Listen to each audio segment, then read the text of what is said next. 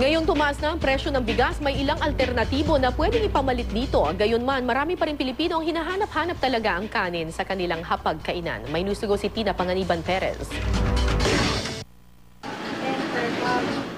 Marami na ang umaaray sa presyo ng bigas. Pero ang kainang ito, nag-aalok pa rin ng rice all you can. Di pa raw sila nagtataas ng presyo, kaya kapag kakaunti ang customer, napapaaray na rin daw sila. Ang katabing kainan, only rice ang gimmick ng unang magbukas. Pero di na raw ito pwede ngayon sa mahal ng mga bilihin. Napakalaking epekto kasi hindi lang bigas yung tumaas, sinushoulder ko na lang muna yung dagdag.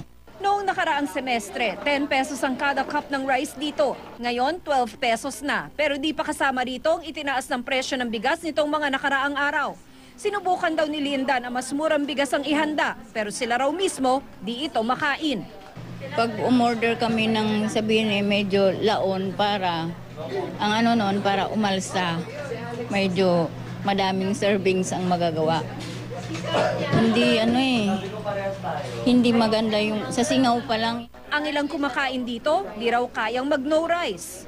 Pagdating ng training ng hina po, tsaka madali pong magutom agad. Hindi ko po kaya eh. Kaya gusto ko po rice talaga. I'm eating any food without rice. If you try going without rice, what do you think will happen to you during training? You get tired, you lose focus, and you won't get as much energy as you need.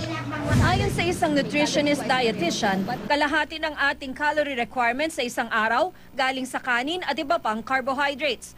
If nagkulang ka talaga ng intake mo, for example sa rice, especially in the morning, yan, makakaramdam ka talaga ng feeling of unsatisfaction. Bagamat aminado si Estales na hindi mawawala sa hapagkainan natin mga Pinoy ang kanin, may mga alternatibo naman daw na mas mura.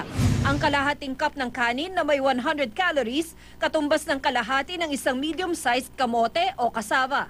Isa sa pinaka-affordable na pwedeng substitute for rice is yung kamote or yung mga kasava. Sagana talaga tayo sa mga root crops. Pwede ring ipalit sa half cup ng kanin ang isang cup ng mais o 2 cups ng gulay. Tiniyak naman ng Department of Agriculture na pinagaganda rin ito ang ani ng mais, saging, kasava at iba pang alternatibo sa bigas. Gusto po natin na ibalik sa kanila yung natural po nilang staple. So yung corn po, pinadadami po rin natin yung corn. Very promising po yung corn natin. Nandiyan din po yung dinidevelop natin na adlay. Tina Panganiban Perez, GMA News.